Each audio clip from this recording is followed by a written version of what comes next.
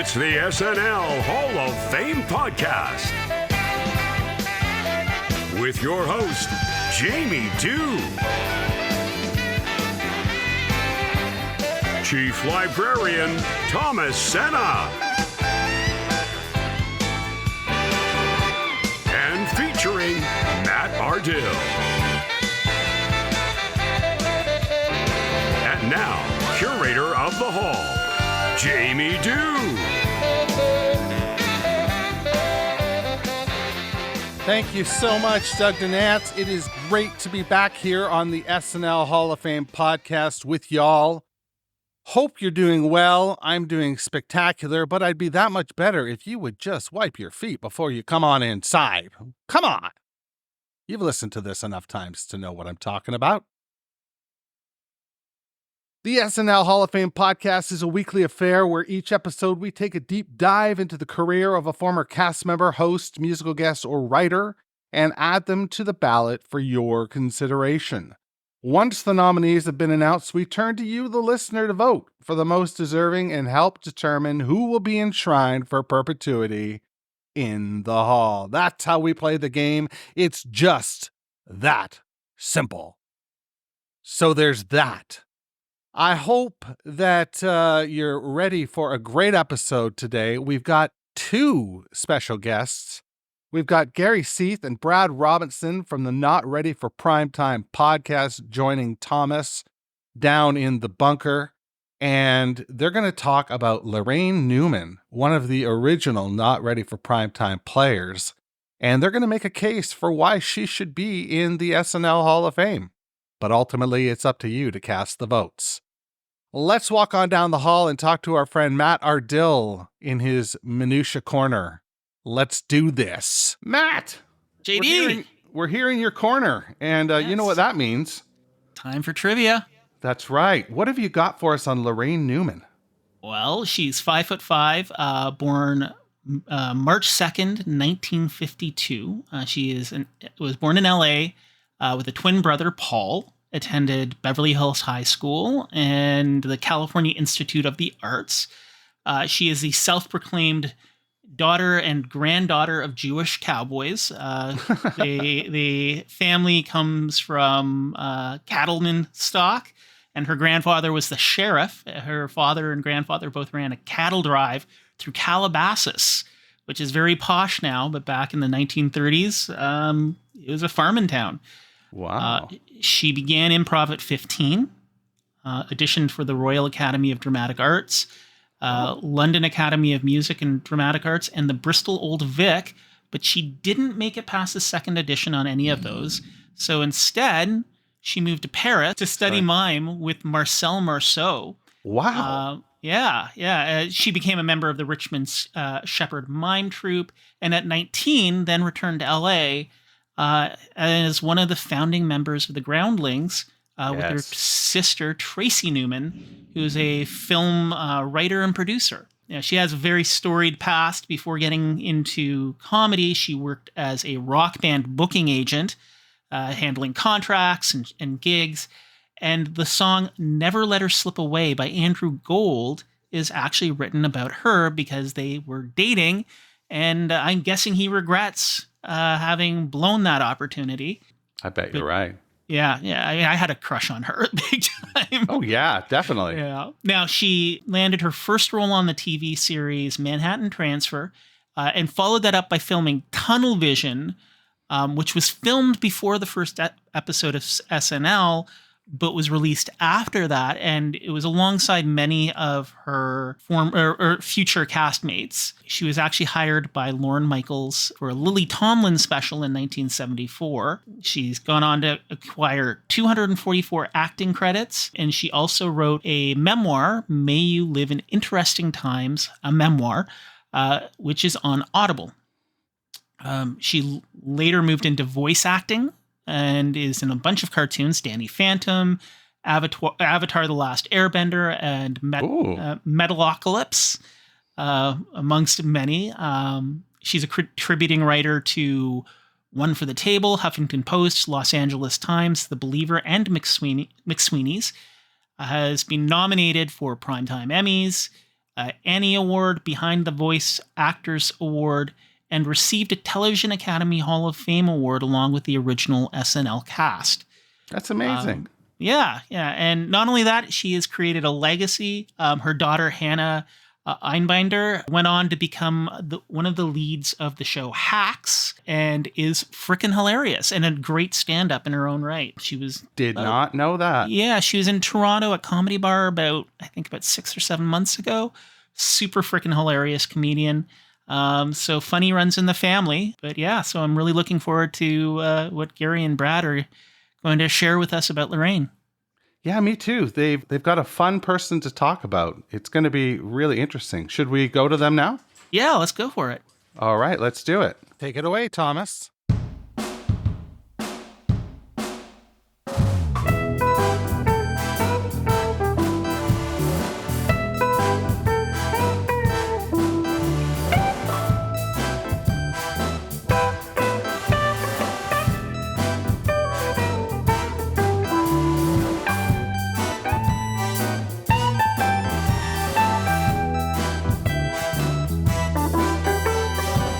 Hi, JD and Matt. Thank you so much.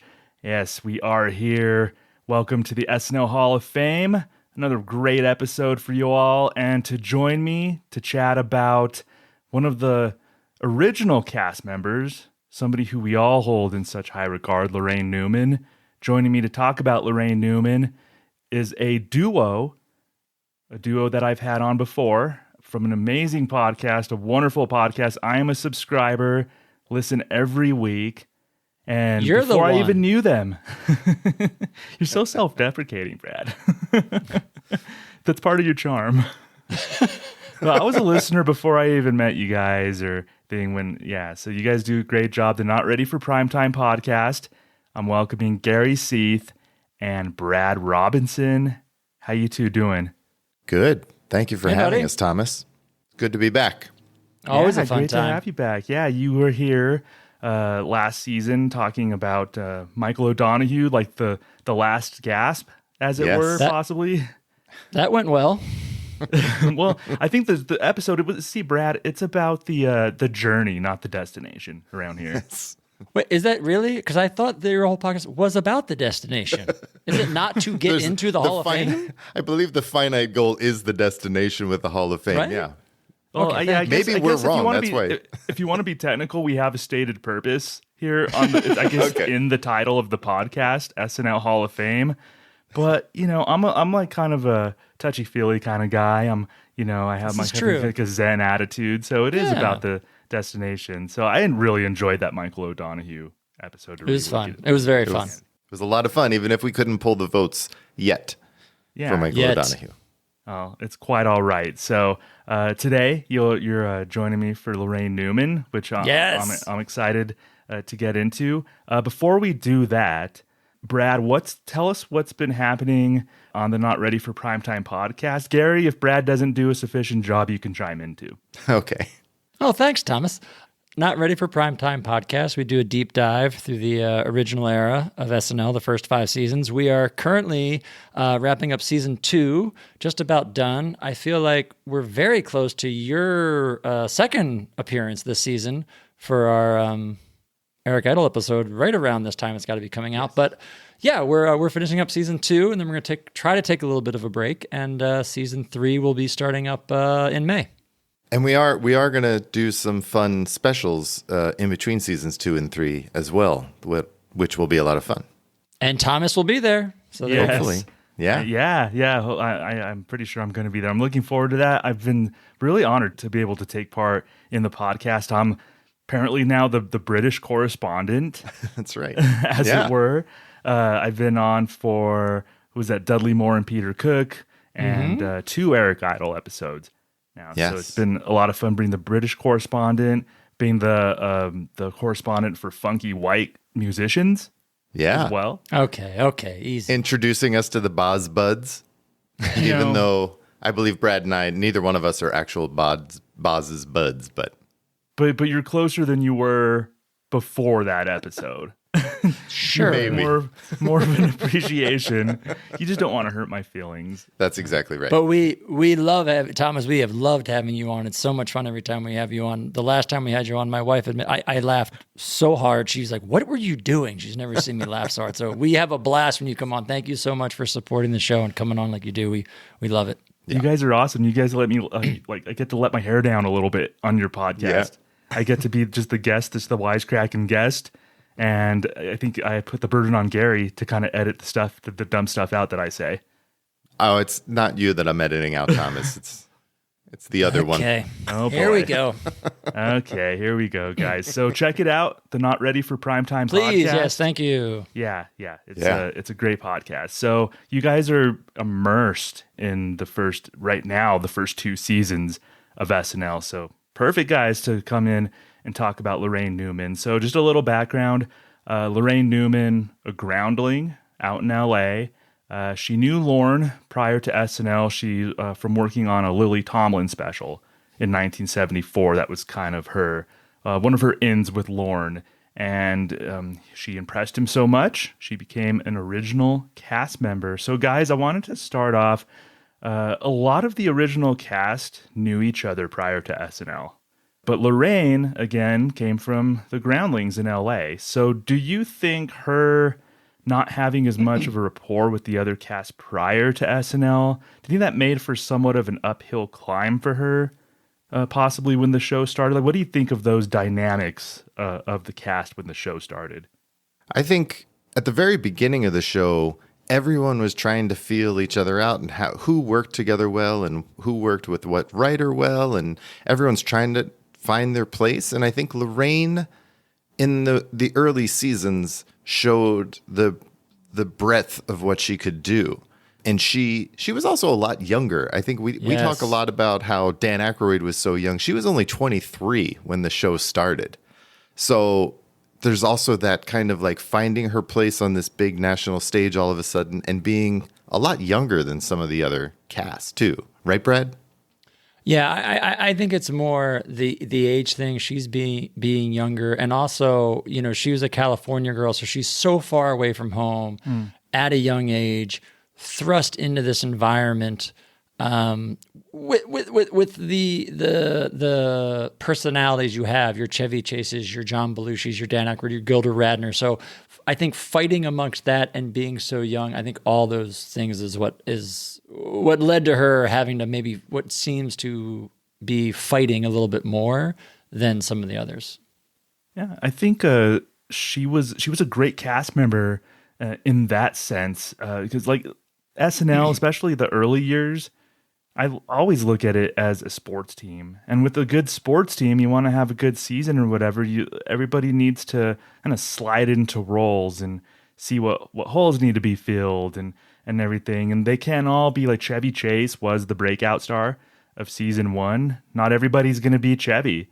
You have to have role players and utility players. And that sounds like a dig, but coming from comedy nerds, being called the utility player is actually a really big compliment to me. So if I think of Laraine in that sense, that's a huge compliment. Did you see her kind of fill in a lot of those utility roles from what you've seen, especially in the first couple seasons? Oh, 100%. I think that's what we're going to talk about a lot tonight is, and she purposely did not have a lot of recurring characters because she didn't want to do them. And so, I think on a surface level, you look at Laraine Newman and you're not going to see the characters Belushi had. You're not going to see the screen time Chevy had. But when you actually look at it, what you're going to see is that utility player, that person who was vital to making sketches work, making the show work. I was looking through kind of all the scenes that she was involved in. She's in tons of famous scenes and stuff. You remember, she's kind of like the cherry on top on a lot of those scenes. Like she just adds that little extra something that really ties it all together and brings it together. And I think she set the standard for what that was, both men and women moving forward on how you contribute and are a vital part of the show, but you're not the star, if that makes any sense. But you can't diminish how important that role is, like you were just alluding to. Yeah, she adds a lot to a lot of sketches, and even when she's not the focus, she brings things that and maybe at first viewing, you don't realize it either. And you see it again later, and it's like, oh, look, she was brilliant in that. And she was, I think, so underrated with her singing. Like a lot of the singing that she did in the first few seasons totally goes unnoticed, but she's great.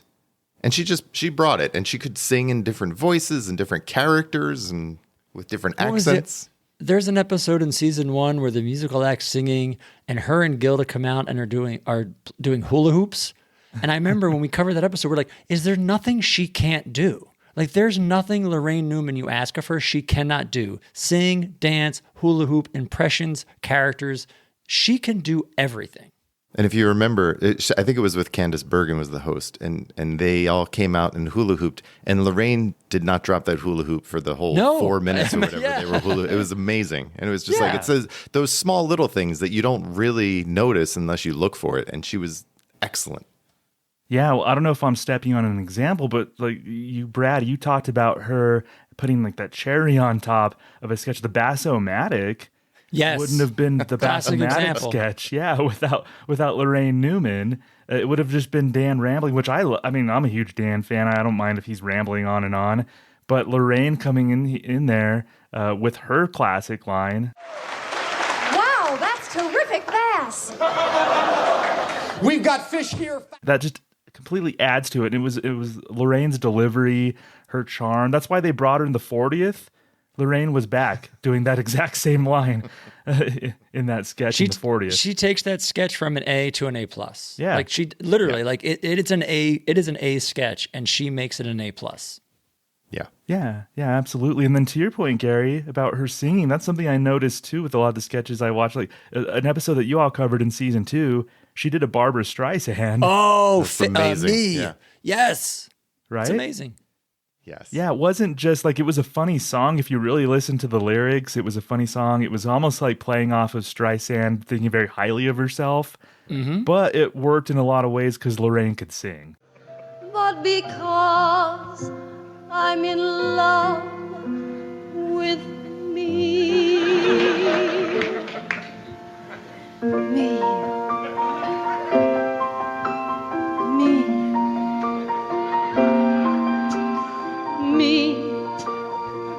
I'm who everyone should be. 'Cause even if one of my films sucks, it still makes $4 million for me. Just for me. When I first watched that sketch, I had to rewind it because I was so caught up in her actual voice and how well she was singing that I had to stop and go back and listen to the lyrics to listen to how funny it was, because it is a very funny song, but she sang it so beautifully as Barbra Streisand. It was excellent. And to a point on how good that sketch is and how good she is, that was your first sketch after the monologue. And there was no intro. There's no Don Pardo saying, here's Barbra Streisand. It's literally they come in from commercial and it's her and she just starts singing. And she does a 3 to 4 minute tune on her own. And she is amazing. Yep. Also, it's the same episode. She did a Howard Hughes impression. So just as versatile and how good she is. Yes, she did a Barbra Streisand flawless impression and then does Howard Hughes later in the same episode. Like old kind of wacko Howard Hughes. Old wacko beard, like in a a hotel bed. Yes, that's the same episode. Yeah. Is there so you all, again, you two have covered the entirety of seasons 1 and 2. Is there something that sticks out as far as Laraine that people should go back and you could point out to them, look, like it might be subtle or it may not, but this is what you should notice when you're rewatching those SNL sketches in terms of noticing Laraine? I think I'm going to go first, Brad. I think that if you go back and rewatch the Godfather therapy session with Elliot Gould hosting, she plays Sherry. Like Brad said, she doesn't have many recurring characters, but that's one. She plays first time we saw Sherry. This is the first time we saw Sherry, right? And if you go back and watch that scene, she owns the whole first half of that sketch, where she's the one carrying the story forward as Sherry, talking to Belushi as the Godfather, and it's excellent. Now we're getting someplace. What do you think about that? Drugs? I'm against them. We have to go in there. Vito, I'm not kidding. You're still blocking your real feelings. What about the rest of it? Vito? Well, a restaurant linen supply was never a big money maker in the first place. Oh, you're So you have to- hurting Vito and you're covering up. That performance in that sketch is one that when we watched it again, I think we both appreciated her performance so much more than I think we had in the past. Is that fair to say, Brad?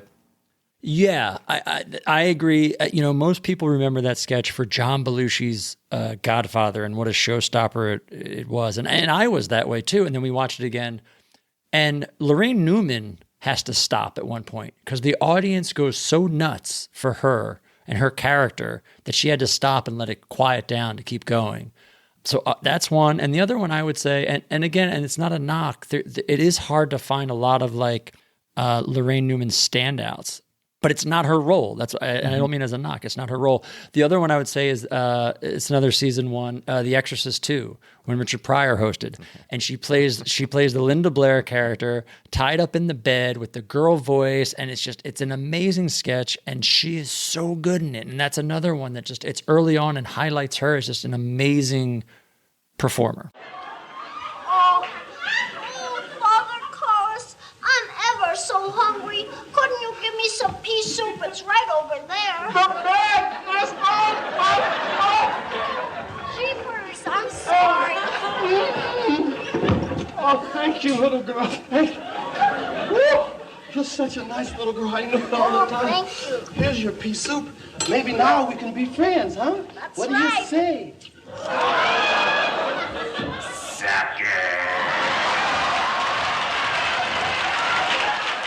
Yeah, I think if somebody like Gilda had played that, I love Gilda. We all love Gilda. But Laraine provided almost the perfect level of creepy, like the level of acting. I think Gilda wouldn't have been it would have taken me out of the scene a little bit more if it was somebody like Gilda. But Laraine really had me immersed in it. And because I think she immersed herself in that. That's a standout, Brad. Yeah. Yeah, as an individual. But again, I as we said, I think her role is more elevating the sketch from an A to an A+, putting that cherry on top. Another example, Coneheads. Mm-hmm. Coneheads is a fantastic reoccurring sketch. We've seen it so many times. It's so iconic. If Connie Conehead is not in those sketches, the Coneheads are nowhere near as good as they are because she has that youthful element to it as the daughter. And she brings so much to those scenes, especially when they do the Family Feud, Feud sketch. Okay, 12 people said sandwich. All right, Connie, something that people like to bite. The big one. The big one. All right, does our audience bite the big one? Well, we all want to know that one. But every single time, she just brings so much to that you can't undercredit what she brings to the Coneheads in general. And she plays that role really well in a bunch of different scenes as the teenage daughter or the younger person in the sketch. There's a sketch in season 2 where Dan and Gilda play a couple that own a restaurant, and they go in the back and fight, and she has to come out and play the recorder for the customers. And she doesn't say anything for the first maybe 3 or 4 minutes of the sketch. And then when she does, she's pleading for help for these people because their parents are crazy. And the way that she does it, she just embodies this young teenager that you feel really sorry for her in a funny way. She still pulls it off comedically, but she also brings this sense of emotion across in a lot of what she does that I think is underrated. And it really drives some of these scenes forward. She was a really good actor. She made almost everything she did on the show believable. Everything that we're talking about, I believed it and I was immersed in it because Laraine was. And it's interesting that we talked about a couple of her recurring, Connie Conehead and Sherry. What I really enjoyed about Sherry was that she, being Sherry, was put in different situations. It was almost like they weren't calling attention to the fact that it was a recurring character, because Sherry was in all these different situations. She didn't have like this theme song. Don Pardo wasn't doing a voiceover and saying, now Sherry. Like Sherry was in the playing opposite in Godfather Therapy. Sherry was in a sketch called Trans-Eastern Airlines that we had covered. She was in one that I love that was a great roast of all the writers from the early day. I Was Not a Sucker for Saturday Night. It was the Chris Christopherson episode at the end of season 1. That one, I forget what your review of that sketch was, but it had to be positive. I really enjoyed that one. Because it was early in the episode and we hadn't drank that much, was that the episode? That was the episode. Okay.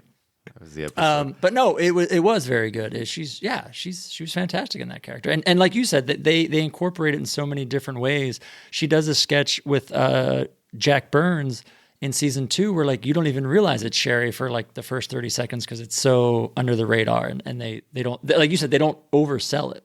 And that's the beauty of the Sherry character, but a lot of the characters that Laraine plays is she's playing a funny character, but she is not the joke of the sketch. She is there to drive the sketch for everyone else to kind of land their big role, like John with the Godfather therapy session, but to do it in a funny way. And I think that's a big reason why she flies under the radar for people. Would you say, and her being a groundling, the more we're talking about, I keep thinking of Phil Hartman, you know, the grounding character. And yes, maybe Phil was a bigger name or known bigger in Saturday Night Live, but I feel like she set the foundation for somebody like a Phil Hartman to come in and do what he did, because he's basically doing what Laraine did. He was that grounding force. He was the person adding to everything and making sure everybody around him could do what they wanted to do. And it's funny because, you know, they both came from groundlings and they have the same upbringing. I feel like, you know, you can kind of see that lineage there between the two of them. Yeah, what do you think about that, Gary? I think that's a pretty good point. Yeah, no, that's a very good point, I think. I'm glad, Thomas, you gave that note to Brad to say. That was very kind of you. No, I think it's an interesting through line for the groundlings, too, because I think after Phil, like the groundlings that come in are a little different and a little more, they're bigger personalities probably than you would say Phil or Laraine were. But they do establish that type of cast member that can help be that grounding force for everyone. That's a good point, Brad. And Thomas mentioned she's in the groundling. Let's not overlook, she's a founding member of the groundlings. Like if not for her, there may not be a groundling. So let's give some credit to her there too. And again, when she was a founding member, she was 21, right, I think. Right? Like, yeah, she was a kid when she was doing all of this. Yeah, when I did the Jane Curtin episode with Andrew Dick, and we kind of compared Jane to maybe the like a bass player. Like she's, you know, the a lot of times the music or the song won't work without them, but they're not front and center, and you don't immediately notice them, but it would just be weird without them, and they kind of keep the thing moving and going. With Laraine, she's almost that way. But I think there's maybe just sometimes a little bit more flair.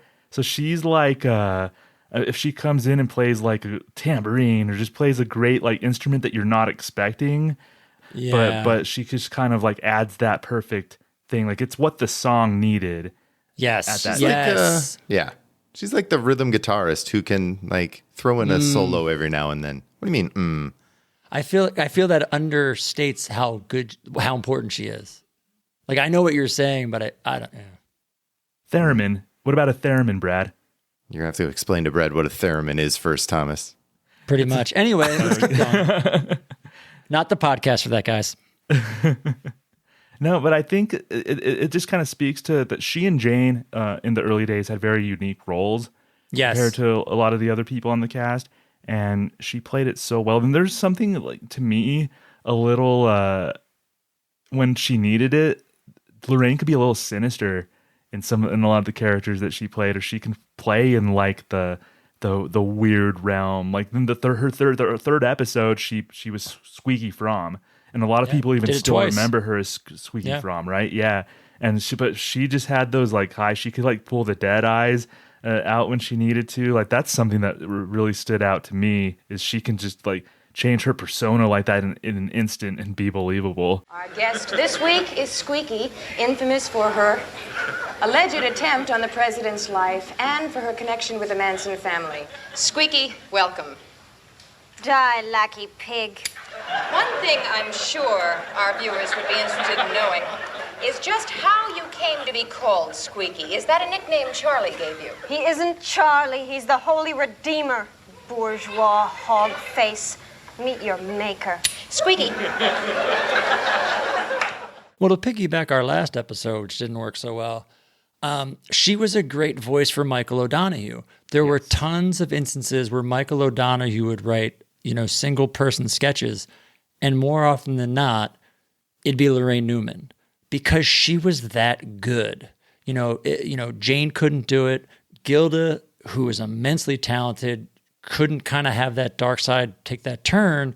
And it says a lot to Laraine Newman. Now, you have to like Michael O'Donoghue. You have to know who the hell he is and what he's writing.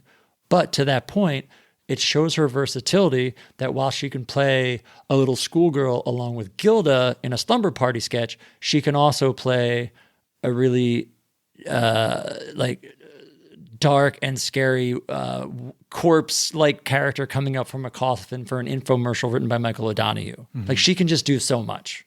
Do you think that was a deliberate thing by Michael O'Donoghue? Do you think he kind of looked at Laraine and said, "You're great for my voice, like for what I want to convey with my absolutely. sketches"? Yeah, I think. Yeah, Like I think he had two. He had John on the male side, and he had Laraine on the female side.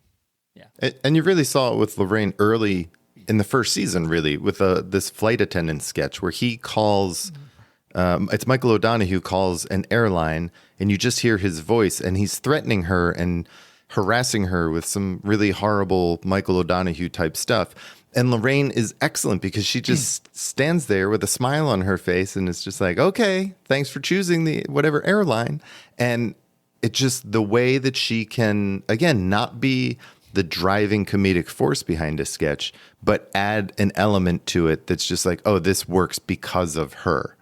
And Michael O'Donoghue then leaned into that really for the rest of their time working together. Yeah, and if you're an SNL cast member, if you have a bond like that with a writer, it can go a long way. So I'm glad O'Donoghue saw something in her that was obviously very apparent. There's a couple of comparisons that I was thinking of when I was kind of going back and watching sketches and thinking about Lorraine's career. And relatively, I wanted to make them recent because people will know who we're talking about. I agree. Right, so good call. Just to kind of make like recent parallels, to kind of put Laraine in context a little bit. I'm sure most of our listeners weren't around. I wasn't around back then. But just to kind of put it in context for some people. So one person who I thought of was Bobby Moynihan. I think Laraine, in a lot of ways, was like a Bobby Moynihan. Bobby was sometimes maybe more front and center, but he excelled in filling in a lot of the gaps and made the most of side characters. Like when Bobby would come on as a side character, even if it was just like a pan to Bobby to say this 3-second line to move the sketch forward, I think he really excelled at doing something that specific. And there's a reason, like Bobby actually cites Laraine Newman as a comedic inspiration and one of his favorite SNL cast members. And I could kind of see that. Like, what do you think of her in terms of like a Bobby Moynihan type for the original cast? I think it's a hard comparison only because when you think of Bobby Moynihan, you're going to think of like some standout characters that you see all the time. And it's because of what the show was when he was on then. Yeah. Mm-hmm. Where when she was on, you weren't trying to like make a name for yourself to do whatever. This is my grumpy old man speech. But no, I hear what you're saying. Yes, like Bobby Moynihan is a good example. Like somebody who it's utility, like we said, Phil Hartman. Mm-hmm. Bobby Moynihan, like put him in when you need somebody who you know can deliver. What about, I agree with what Brad just said. I think Bobby Moynihan's a little flashier than Laraine was. So when they panned to him to deliver that line, he's a little not as subtle as Laraine, I think. Yeah. I was thinking someone like Chris Parnell, who could help carry a sketch, but wasn't necessarily like at front and center. He was there to work with Will Ferrell to drive a sketch, something like that. Yeah.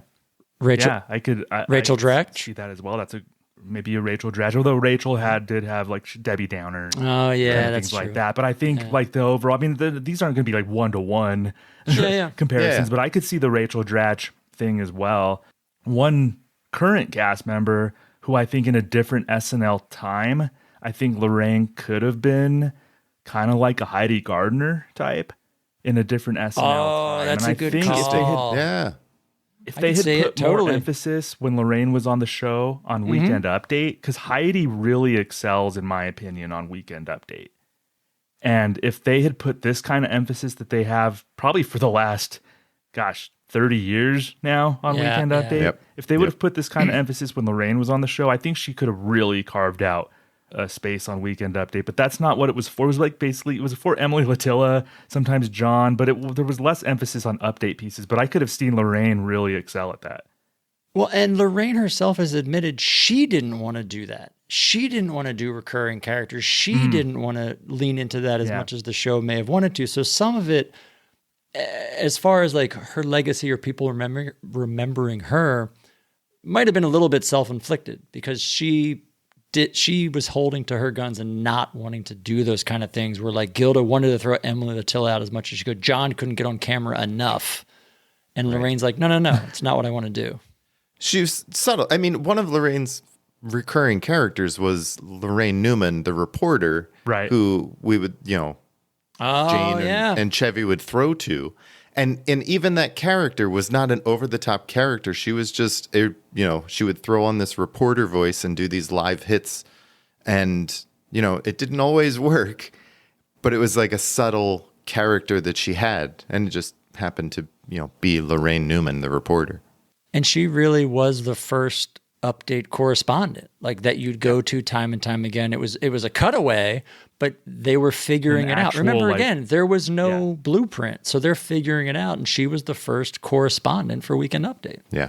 Yeah, that's true. She played it like a news lady, like a reporter. Exactly. Like she had that affectation, exaggerated affectation, but yeah, but I think there was a kernel there. Maybe like I'm imagining Laraine in a different time. That would have been so fun to see. Before I switch gears a little bit, because I am going to switch gears just a little, do you guys have anything else that, any point about Laraine or anything kind of on your minds in regards to Laraine? I think if Laraine was not in the first 5 seasons and next to Gilda for her entire SNL career, she would be held in a much higher regard than I think she is, because she's just in the shadow of Gilda Radner. And I think she is going back and rewatching all of these old episodes, you really see how wonderfully talented not only Jane Curtin is, because Jane is great, but so is Laraine. And in a different time period, she would have excelled and could have been a star on her own. Yeah, I mean, I agree, and I mean, there's a list again of sketches and iconic bits that you remember from the show that she's involved in. We mentioned Bassomatic, we mentioned Coneheads, E. Buzz Miller, Art Classics, classic Dan Aykroyd sketch. Who's his sidekick? Laraine Newman as Christy Christina. Olympia Diner, everybody knows it. Cheeseburger, cheeseburger, cheeseburger. Ensemble piece. She plays Sandy the waitress in all of those. Theodoric, Barbara of York, one of the best sketches of all time from season 3. She's in it as Jane's daughter. Uncle Roy, whatever you feel of it, it's an iconic sketch from back in the day. It's her and Gilda. She's involved in it. Season 4, the St. Mickey Knights of Columbus sketches. She plays Sister Serena, like she's in that. One of my favorite all-time commercial parodies, Puppy Uppers, is her and Gilda. So she's always prevalent in things, and she could do and she did impressions too. We mentioned Barbra Streisand, Howard Hughes. She did Shirley Temple, amazing. Oh, that was excellent. She did Amy Carter, and even just when Dan and John left after season 4. She tried to pick up the mantle. She tried to continue Tom Schiller's Bad series, playing Lady Pinth-Garnell, trying to, take over the mantle when Dan left of Leonard Pinth-Garnell. So it's just like there's just so many things to the point where she was possibly the first person that Landshark got. She was in Landshark. And she was in Landshark. Exactly. Person that the Landshark got. She was, she was a great victim in there. She played it so perfectly oblivious and gullible. Plumber, ma'am. I don't need a plumber. You're that clever shark, aren't you? Candygram. Candygram my foot. You get out of here before I call the police. You're the shark and you know it. Wait, I'm only a dolphin, ma'am. A dolphin? Well, okay.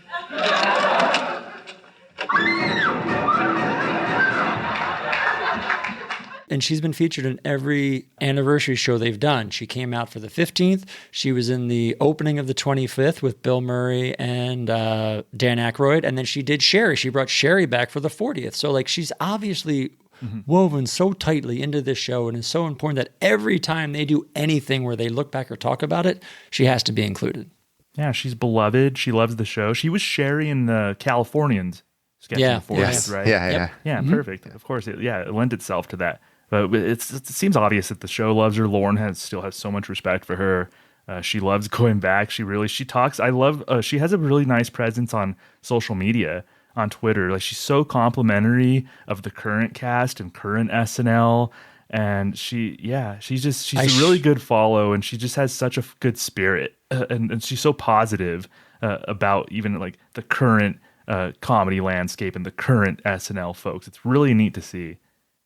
I should say, full disclosure, she did recently autograph a picture for us saying, friend of the pod, Laraine Newman, wearing a Blues Brothers, and a picture of her wearing a Blues Brothers t-shirt. So, which does not affect my arguing for her at all, but we do have it. She's so cool. Gosh. She's awesome. She is. She's great. What a cool lady. So you two, I of course, I'm going to take advantage of your presence here.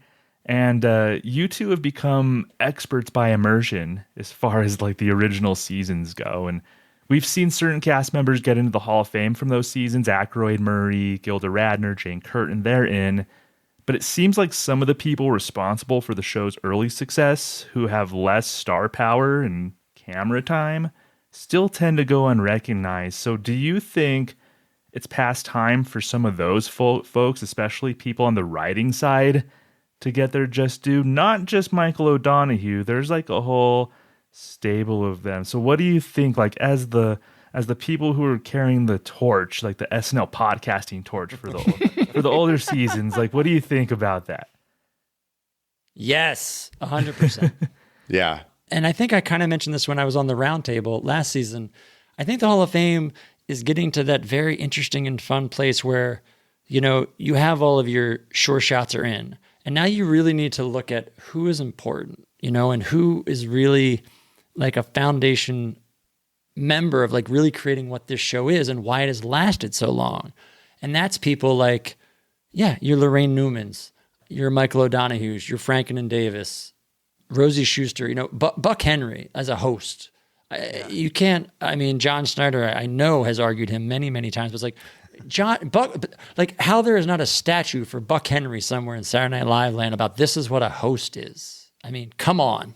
Yeah. Gary, what do you make of Buck Henry not already being in the SNL Hall of Fame? I want to say it's a tragedy, because to Brad's point, like, he really defined the role of host, and you can see in those first two seasons how reliant the cast was when they knew that Buck Henry was hosting. And it was kind of like, oh, he's going to help us, both the writers and the cast, right? Because he had great writing talents. And he would bring things to the show and elevate the show for when he was hosting. So go back and watch his episodes, because he really sets the table for what the host should do. And watch the good nights and watch just how much the cast seems to adore him. Yeah. As well. They always loved, like, it was Buck Henry week, and I'm sure the cast was really excited when it was Buck Henry week, because they could be creative. They maybe felt like they didn't have to carry the entire thing. They had a host who was more than capable. So he's one. A lot of writers, like we've mentioned O'Donoghue quite a few times. I'm halfway surprised about Franken and Davis. I'm shocked about Franken and Davis, really, because they had a presence not just in the first few seasons, but then they came back later. So they were around in the late 80s, early 90s, and then Franken was even on the show for quite a while. So them not getting in is surprising, because the writers, and especially like seasons, I guess the end of season 2 and then season 3, really, they carry more weight in the show, right, Brad? So they really commit. Yeah, season 3, they start to they start to come up as O'Donoghue starts to go down. So 3, 4, 5 is really that Franken Davis era. I mean, Al Franken almost took over the show when Lorne left. If it wasn't for Limo for Lamo, everyone he sabotaged himself. He sabotaged himself. He would have taken over, and who knows what would have happened. Right? Yeah. Those two surprised me, especially given Al Franken has the name recognition of the two. I'm going to tell you, the writer that surprises me the most as a fan, I can't believe Jack Handy's not in. Like, it's not even the era we quote-unquote cover, but I think it's just because people don't know the stuff Jack Handy actually wrote. Unless you're like us and you really dive deep as a casual fan, you don't realize the sketches he wrote and the impact he had. But like, how Jack Handy is not in blows my mind. Yeah. Probably my favorite writer of all time, Jack Handy. I mean, and he has a whole segment with his name on it. Right. So he has some recognition, even though I've told people when I was younger, I thought that was a fake name. It does sound vaguely dirty, honestly. But so when I was a kid, I was like, oh, that's just a fake. I didn't even register that was a real person. I actually thought that was Al Franken writing those under like a pen name or something. Yeah. I think I did too when I was a kid back in the day. Yeah, that's funny. He was responsible for some iconic sketches in that period with late 80s through much of the 90s. And then, I mean, Herb Sargent, I believe the man has a WGA award named after him. Right. That he does. Okay. I mean, the guy is, I feel like you've got Lorne, you've got Jim Downey, and then I think like Higgins is probably up there as far as people impact on the show. And Herb Sargent. I mean, Herb Sargent has to be in there of what he's contributed to the show and the legacy he left of what he's done on that show. Yeah, Herb was like the adult in the room that they needed. Literally, yeah. He was very much the adult in the room. He had been in TV for decades. Decades before that. Yeah, he was much older than everybody else, but he was that steady hand. He was the guy that they would go to for knowing how to do TV things, for wisdom. He and Chevy created Weekend Update, right? Herb and Chevy. I mean, Weekend Update. Gosh, of course, obviously it exists now. You have somebody like Herb Sargent who was kind of a co-creator of such an iconic institution in Weekend Update. And to that institution, many people think Norm Macdonald is their, or not think, but believe they like Norm Macdonald is their favorite Weekend Update host. Who was doing Weekend Update with Norm Macdonald? It's Herb. Yeah. Herb was there. Did. Yeah. He was there through, like, it's like, you know what I mean? He was there from Chevy and he was there through Norm Macdonald. Yep. Yeah, absolutely. He's one. We've advocated for Rosie Schuster. Yeah. Dick Ebersol to me is like, and it's hard to, because we have categories here at the SNL Hall of Fame. So it's like, he fits in technically the producer category, but I think I want to urge people to go back and listen to our Dick Ebersol episodes, me and Jeremy Dove. And Jeremy made a really great case laying out Ebersol's career and his impact on SNL. He co-created the show. He and Lorne. Yeah. Yeah. And I think he gets a bad rap for some of the way things played out later with him and SNL. But really, like the creation of the show, he was huge. He was fundamental in the beginning of the show. Well, I remember on the round table again last season, I was like, I have my last vote I'm throwing in, and I was like, it's a bullshit thing, but I need the voice to be heard. And I was like, Dick Ebersol, like I have to bring up Dick Ebersol, I have to talk about him. And then like everybody else was like, no, yes, we all agree, like Dick Ebersol needs to get, like I thought no one else but me wanted to push him to be in, and everybody on that round table wanted him in.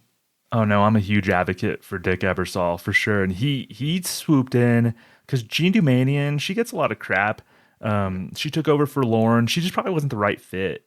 That just wasn't her. That wasn't her strong suit, was to actually lead the show like that. So Dick Ebersol did a great job of kind of picking up some of the pieces. I think they did 2 episodes at the end of season 6, and he's like, "All right, we're going to regroup, retool." Ebersol, with Lorne's blessing, by the way. He didn't just go, he talked to Lorne and got Lorne's blessing to go produce the show. He and Lorne, contrary to popular belief, even my belief, he and Lorne were friends and probably still are friends. And they go way back, obviously.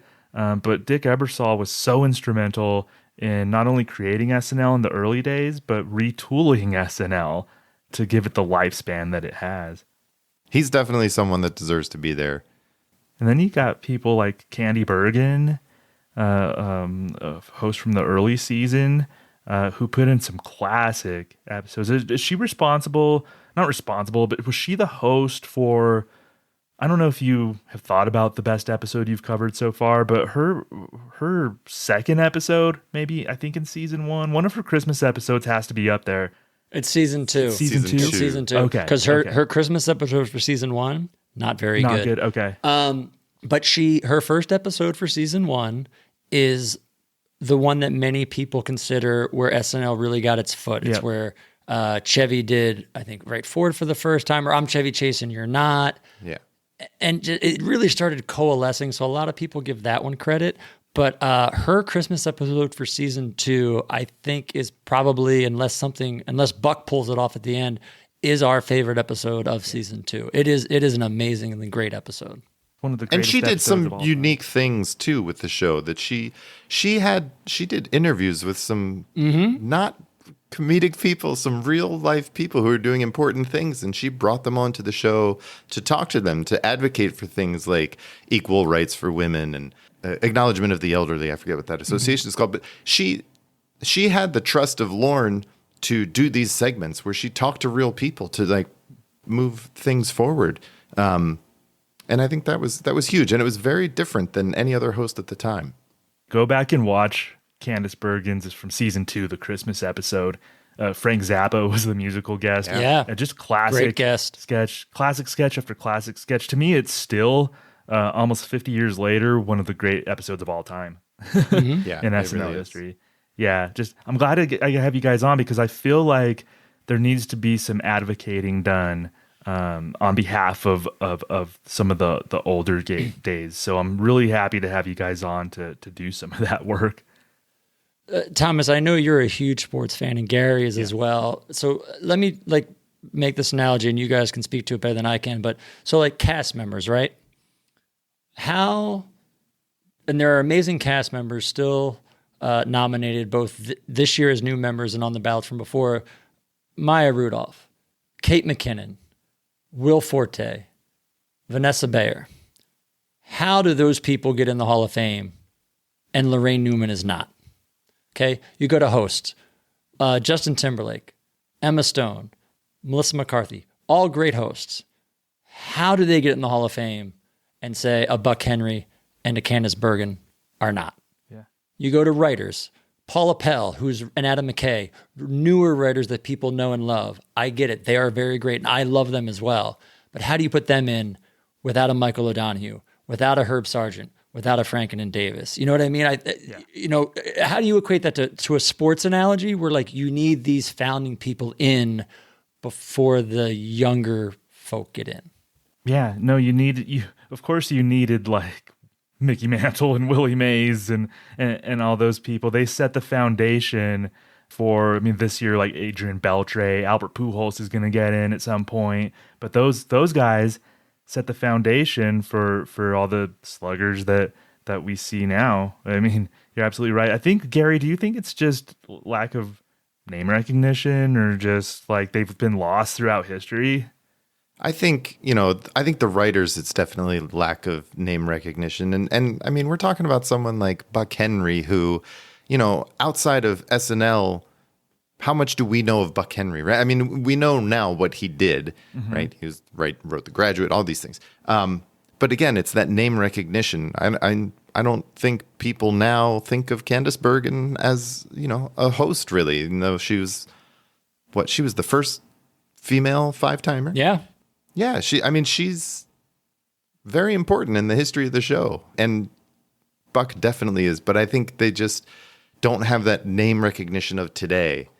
And with the writers, you have someone like, I love Conan O'Brien. I think he's excellent. He's an excellent writer, but he has talked about how, Jack Handey is his favorite writer ever, and he says that he was his favorite SNL writer of all time.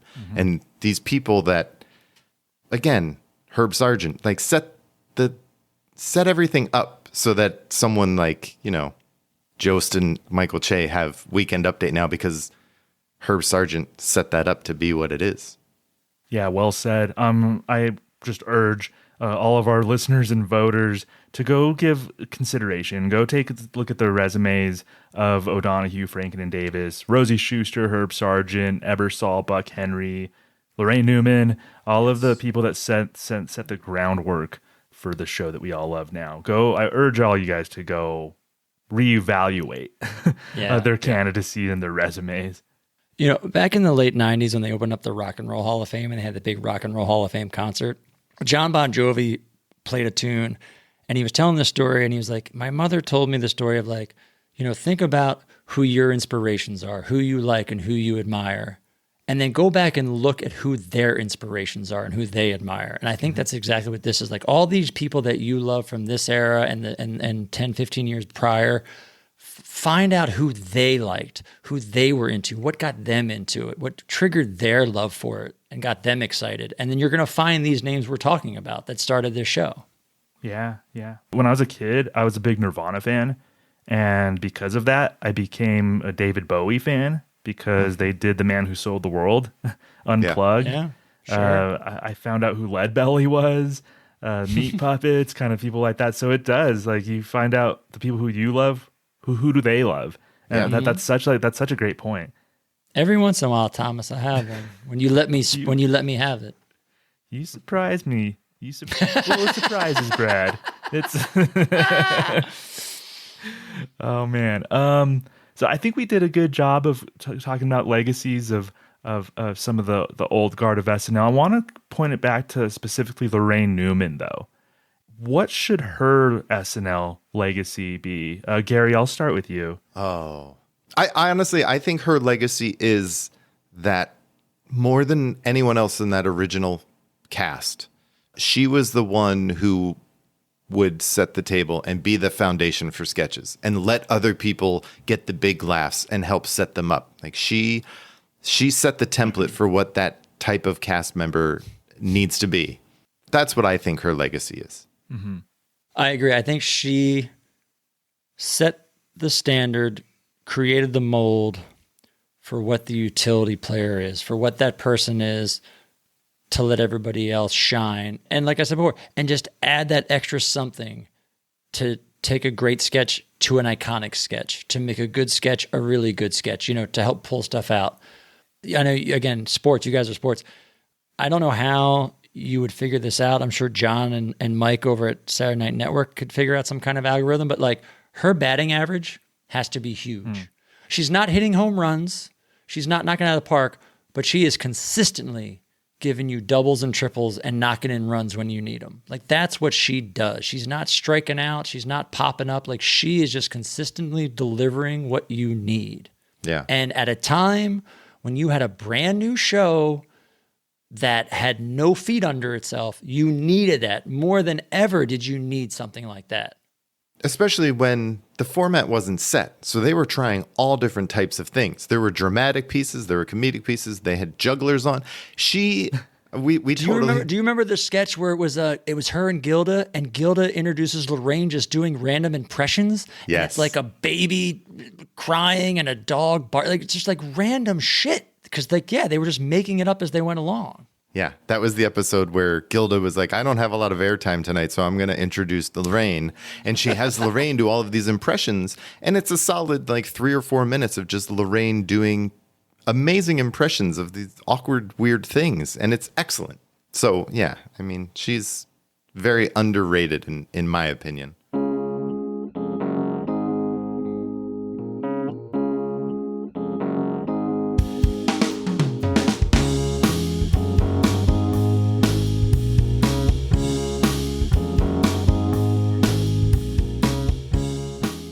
So there's that.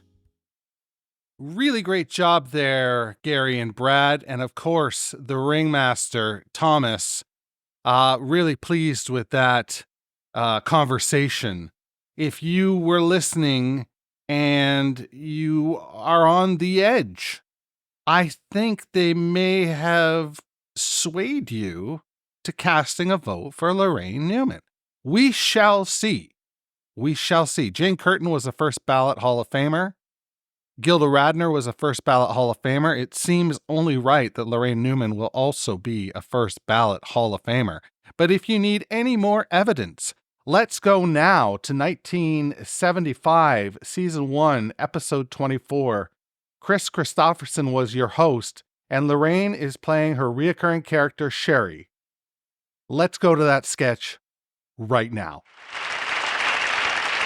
Thank you, Mr. Christopherson. Hello, my name is Sherry Norwalk, and I got special permission from the FCC, that's the Federal Communications Club, to come on television and tell my story. Okay, last October, I went up to the Saturday night offices because I think the show was really boss and I wanted tickets. Well, they were out of tickets, but as I was leaving, Dave Wilson, the director, said I had a bitchin' bod, and would I like to come up and spend the weekend with him up in Parsippany, New Jersey, because his wife was dead. So I went up, and it was really great and everything, except his wife wasn't really dead. She'd just gone shopping. God, creative people can be so forgetful. Anyways, I got this phone call from the show the next day, and they said that David recommended me for a job as a secretary for $14,400 a year. And they didn't even mind that I couldn't type or file or do shorthand. So they told me I was going to do light secretarial work and maybe help the writers out if I could sometimes. And I did that. Like Alan Zweibel, he's this big Jewish writer. Well, he was really weird, man. He made me feel really guilty about the way his people suffered in Egypt. So he'd get undressed and have me sing Go Down Moses. It got stranger, man. I'm not kidding. Like, did you know some comedy writers don't like to work in the office? They work at home and at night. And they don't write things down. They act them out first. Like Tom Schiller asked me to act out a scene with him at his apartment. Then he called two other writers, Tom Davis and Al Franken, and because he said he was having trouble with his inspiration. So they came over and we all acted out the scene, except it wasn't in the show, which I thought was really weird. And after a while, it got even more disgusting. Like Michael O'Donoghue, he just couldn't finish writing the Star Trek skit unless I kept whispering to him the words, "Rocket ships are okay, but your missile is tremendous." It was really disgusting. And then there was Herb Sargent. He's this older writer with white hair, and he was really like a father figure, a really strict father. Like, you know, he used to take his belt and tie me up and spank me. And I didn't even do anything wrong. Anyways, that's why I've written this book. It's called I Was Not a Sucker for Saturday Night. Because I really think the public has a right to know. Saturday night? Yes, okay, I'll be right up. I have to help Chevy write update. Okay, let's see. Pad, pencil, and apparatus. It's really disgusting. That's what we've got for you. That was Sherry. Well, it was Laraine Newman playing Sherry. And that's what we've got for you this week. I hope you enjoyed yourself. I hope you were able to listen to that concise argument and maybe put together a case in your own head for voting for Laraine Newman when voting opens. In case you aren't registered to vote and I don't send you an email, you can always vote through the social links when I send those out. That will be middle of May this year. And then we will make the announcement on the last episode of the show. We'll, of course, be doing a roundtable where we gather some people to discuss their nominees and the way that they are going to vote. And then we turn it over to you. Next week, we're turning it over to our good friend, Kirsten Rajala, and she will put together a case for Taran Killam. That should be a good one, folks. You're gonna want to download that episode. So without further ado, I have a favor to ask of you. If you could please, on your way out, as you walk past the Weekend Update exhibit, turn out the lights, because the SNL Hall of Fame is now closed. Thanks for listening to the SNL Hall of Fame podcast. Make sure to rate, review, share, and subscribe to the show wherever you get your podcasts. Follow us on social media at SNL HOF. This is Doug Donance saying, see you next week.